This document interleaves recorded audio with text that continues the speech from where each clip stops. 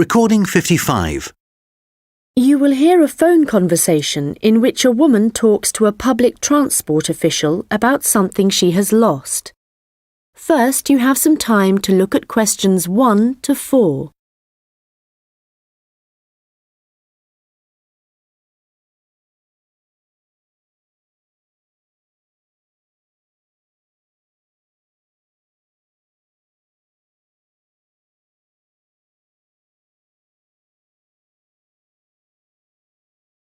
Hello, City Transport Lost Property.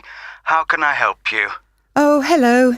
Yes, I'm calling about a suitcase I lost yesterday. I don't suppose I'll get it back, but I thought I'd try. Well, some people do hand lost items in, so you might be lucky. Let's put the details into the computer. OK. Right, so let's start with a description of the suitcase. OK, well, it's small, and it's the type you can pull along on wheels. How about the colour? Yes, it's black, but not exactly plain black. It has some narrow stripes down it, sort of grey. Actually, no, they're white, now I think about it. OK, I'll just add that information. Now, were there any items inside it? Yes, I had a big bunch of keys in there. Luckily, my assistant manager has an identical set, so she's going out this morning to get some copies made. So, therefore, your office... That's right. My house keys were in my pocket, thank goodness. Anything else? There were a lot of documents, but they're saved on my laptop anyway, so they don't matter so much. But the thing I'm really worried about, I haven't even taken it out of the box yet, is a camera I just bought. That's really why I'm calling. I can't believe I've lost it already. I see. Well, let's hope we can find it for you. Was there anything else? I don't think so. Any credit cards? They were in my handbag, and I had my passport inside my jacket pocket. Before you hear the rest of the conversation, you will have some time to look at the questions 5 to 10.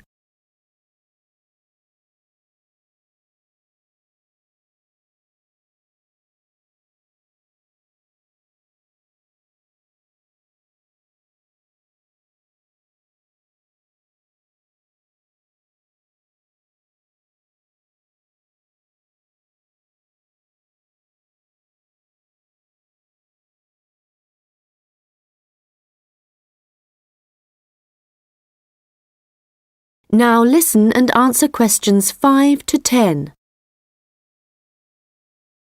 Money, clothing, any personal items? Let me think. I had an umbrella.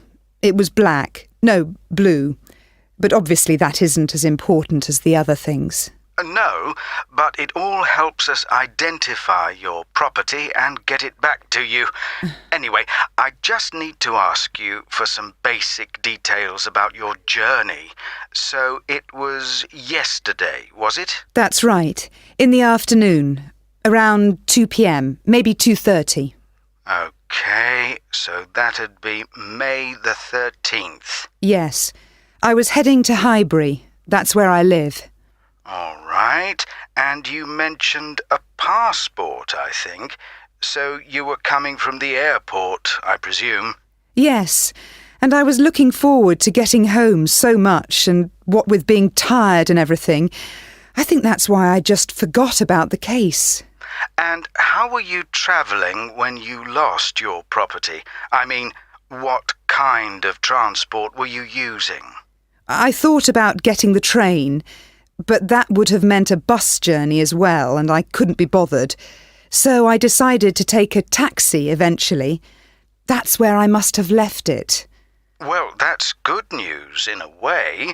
It's more likely that a driver would have found it and handed it in. I hope so. Well, I need your personal details now.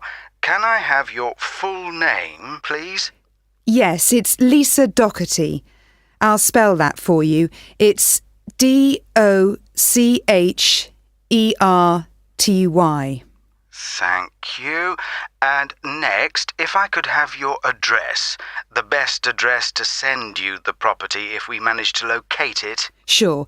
It's number 15A, River Road. And that's Highbury, as I said. Thank you. Just a moment. There's just one final thing. That's your phone number. I guess my mobile would be best. Hang on. I can never remember my own number. OK, I've got it.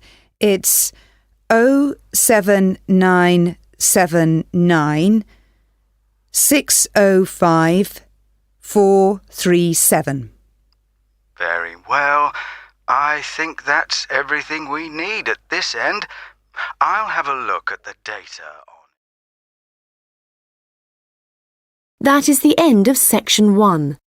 You now have half a minute to check your answers.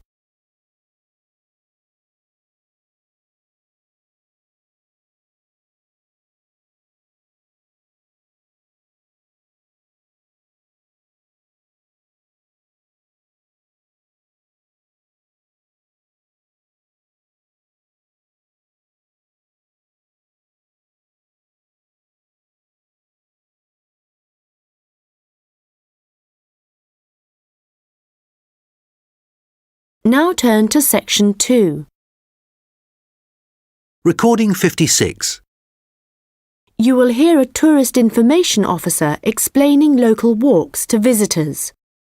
First, you have some time to look at questions 11 to 15.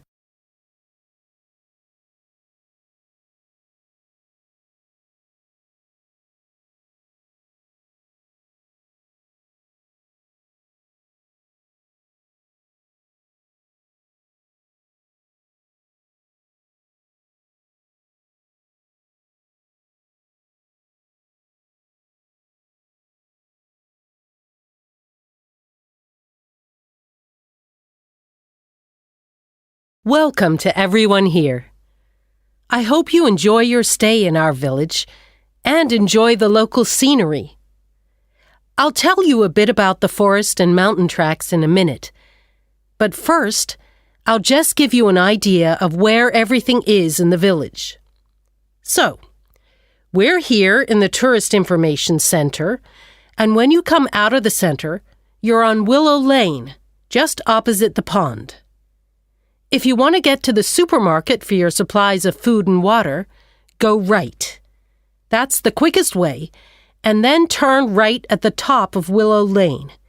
And it's the second building you come to, opposite the old railway station. If you're planning on doing some serious climbing and you need some equipment, we do have an excellent climbing supplies store just 5 minutes walk away. Turn left once you're outside the Tourist Information Center. Take Willow Lane all the way up to Pine Street. You want to go left along here. Then keep walking and go up Mountain Road on your right until you come to the next turning on the left. Head down there and you'll come to the climbing supplies store. If you get to the small building that sells ski passes, you'll know you've gone too far. You also need to head to Pine Street for the museum. It's small, but well worth a visit if you're interested in the history of the village and the old gold mining industry. So, when you reach Pine Street from here, you'll see the old railway line on the other side of the road. Turn left into Pine Street and keep going until you come to Mountain Road. And just past here, the museum will be on your left, just behind the railway line. Don't worry about crossing over the tracks. The train stopped running through here in 1985. If you're planning on following one of the easier forest walks, you might like to hire a bicycle. To get to the hire shop, again, you need to head to Pine Street.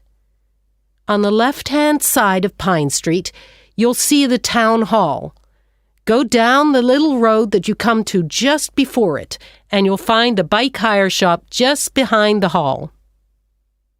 They have a good range of bikes, so I'm sure you'll find something that suits your needs. Last but not least, if you're hungry after a long day's trek, I can recommend our local cafe. Again, when you leave the Tourist Information Center, turn right and follow Willow Lane until it joins Pine Street. And right opposite, on the far side of the railway tracks, is the cafe. Before you hear the rest of the conversation, you will have some time to look at the questions 16 to 20.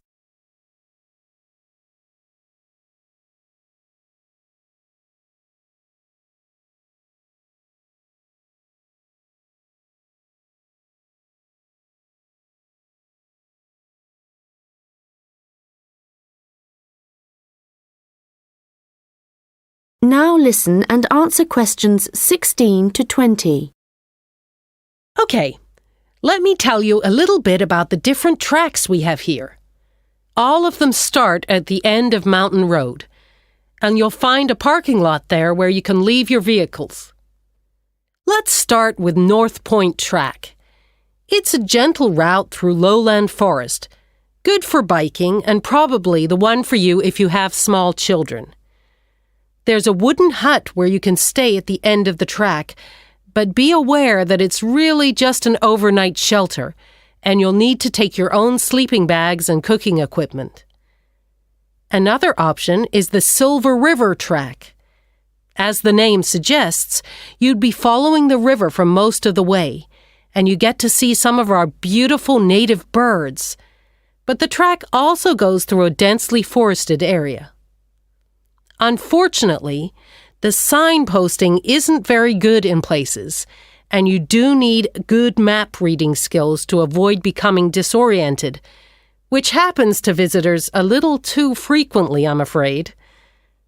Valley Crossing will take you through some stunning scenery, but there are several points along the way where you'll need the level of fitness required to get over some pretty big rocks. Stonebridge is one of the shorter tracks, but very steep as it takes you up to the waterfall, and you do need to be in good condition to manage it. Lastly, the Henderson Ridge track will take you all the way to the summit of the mountain. Do bear in mind, though, that at this time of year the weather is very changeable, and if the cloud suddenly descends, it's all too easy to wander off the track. It's best to check with us for a weather report on the morning you think you want to go. On the way to the summit, there's a hotel which provides comfortable rooms and quality meals, so it's worth climbing all that. That is the end of section 2. You now have half a minute to check your answers.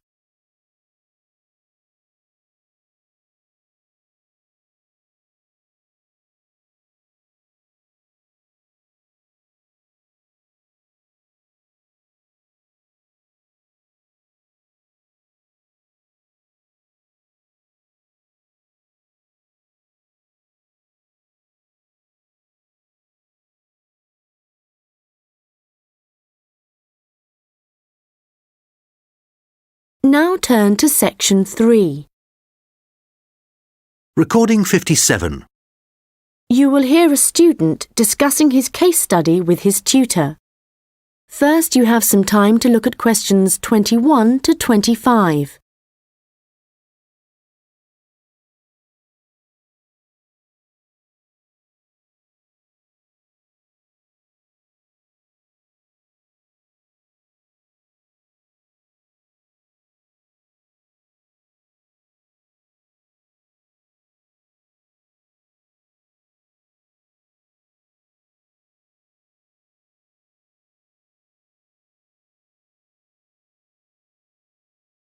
Well, James, I've had a look over your case study, and for a first draft, it looks promising. I have to be honest. When you told us we had to write about a furniture company, it didn't sound like the kind of thing that would interest me. But since then, I've changed my mind. Why's that? Well, as you know, Furniture Rossi is an Australian company, still comparatively small compared to some of the high street stores, but it's got plans to expand into foreign markets, so I chose it for that reason. It's going through a transition. It's a family-run business aiming to build a global brand. All right, and you've made that clear in your writing. One thing, though, that I think you've overlooked is why Luca Rossi started a furniture company here in Australia in the first place. Well, he'd just got an arts degree, hadn't he? And people were trying to talk him into an academic profession, but he wanted a practical job, something he thought would be more satisfying in the long run. His grandfather had been a craftsman. He'd made furniture in Italy, and he'd passed this skill on to Luca's father. And, well, Luca thought he'd like to continue the tradition. Yes, that was the motivation behind his decision. And what was it, do you think, that gave Furniture Rossi a competitive edge over other furniture companies? I wouldn't think it was price. It's always been at the higher end of the market. But according to my research, it was to do with the attitude of the employees. They were really focused on giving good customer service. Yes, Luca Rossi insisted on that. Their promotional campaigns also emphasised the fact that the wood only came from Australian forests. But that was the case with their rivals too, so it wouldn't have made them stand out. OK, we'll have a careful look at the content of your case study in a minute, but I just want to make a general comment first before you start writing your second draft. OK. Yes, what I'd like to see more of is your opinion. A bit more critical thinking rather than the bare facts. But it's good to see you've been careful with your referencing this time. Thanks. And I read and reread my work, so I'm pretty sure there aren't any errors with the language. Yes, it's fine. Oh, but there's one other thing I could probably mention at this point. Yes? Well, at the end of term, you'll also be giving a presentation, also on Furniture Rossi. Yes. I haven't given it much thought yet. Understandably, but while you're writing the case study, I'd recommend you think about what kind of information would be suitable to use in your presentation. Remember, the last time you gave a presentation on a company, you spent a considerable part of the time providing the audience with financial data. But they probably needed to hear more about company strategy. Yes. I did concentrate rather too much on the figures. I'll make sure there's a balance this time. Good.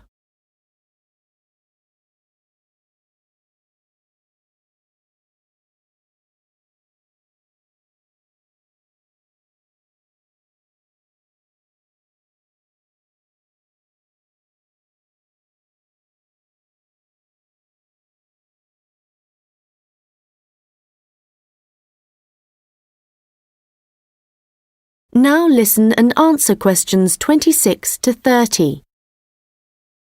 OK, so let's just think about the content of your case study, the history of Furniture Rossi.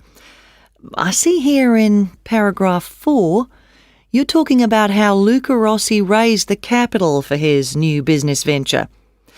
And then you're talking about the customer base growing much wider. But what was it that prompted this growth? Well, that was to do with the quality of the furniture products that the company was selling.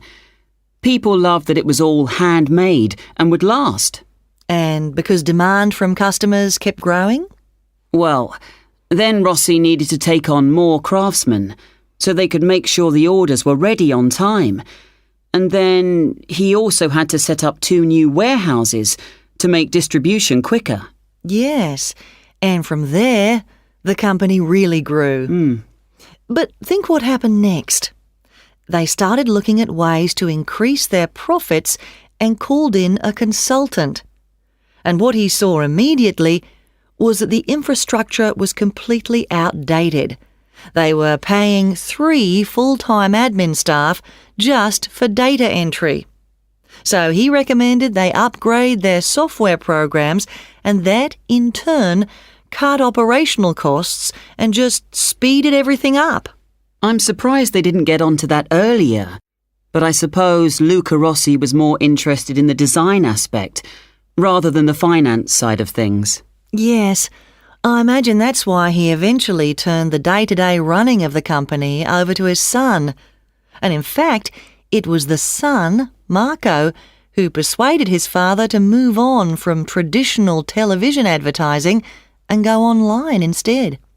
I guess that's the best way to reach people. It can be, but initially customers actually complained.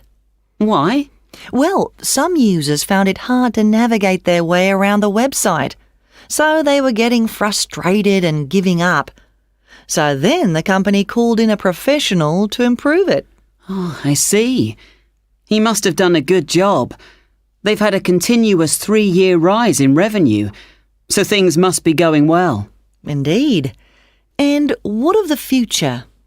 Well, I probably need to talk about this a bit more in the concluding paragraphs, don't I? Consumers are already aware of the quality of the furniture, that's for sure. But I think the company is aiming to publicise their values. The fact that they have respect for beauty, durability and functionality and the environment. A lot of companies are already... That is the end of section 3. You now have half a minute to check your answers.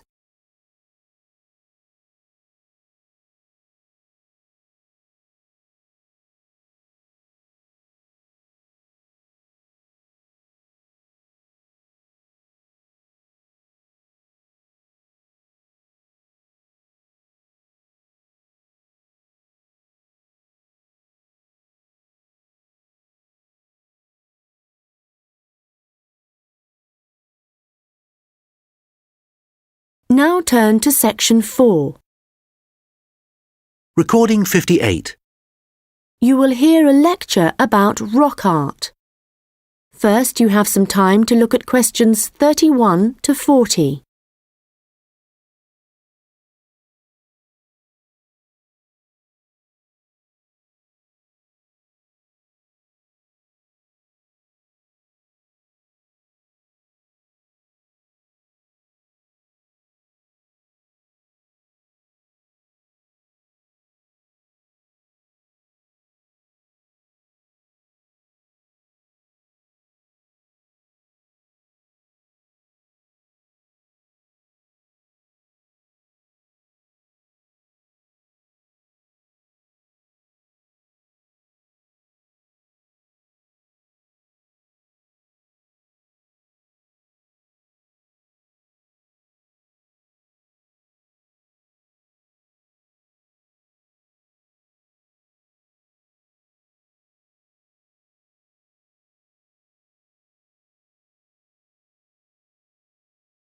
Now listen carefully and answer questions 31 to 40. Hello everyone and welcome. As part of this series of lectures on the development of early humans, today we are looking at rock art, the paintings and drawings produced by prehistoric peoples as they spread across the continents. If you've been lucky enough to look at a piece of rock art close up, you'll know it's an experience that makes you wonder about the passage of time and our own history. But rock art also has a practical value for researchers, and let's start by considering why that is. Firstly, it provides vital information about the way that people evolved, information not always easily obtainable from excavated artefacts alone. Secondly, rock art tells us about migration, where people came from and where perhaps they went next. Rock art is found all over the world, and this in itself is not surprising. But what is rather amazing, you might think, is how similar some images are, whether you're looking at a rock face in South Africa or standing inside a cave in Spain. Let me give you an example. When our ancestors drew humans, they would often draw them as stick figures. But if they drew a face, then the eyes were almost always very prominent, very open and wide. And of course, animals are very common in rock art. But one animal which is very interesting to researchers is the lizard, because whenever you see a prehistoric painting of one, it's depicted either in profile or looking down on it from above. And these drawings are produced by people of totally different cultural backgrounds. Amazing. But how can this be the case, that similar artistic styles exist in such distant locations? In the past, archaeologists believed that trade must have brought people together, and that it gave them the opportunity to observe each other's culture, including art styles. But this didn't prove to be the case. Recently, researchers have come up with a new theory. They believe that the brains of our ancestors evolved to notice certain images before others, and this was important, actually essential, because in an environment full of constant danger, it was necessary for survival. So the need to quickly recognise things that could be helpful or harmful could have had a great influence on rock art, and explain why some images are more common across cultures than others. Later on, there would have been other reasons why communities produced art, certainly for spiritual and social purposes, and no doubt for political ones too, as different tribes looked for allies and struggled against their enemies.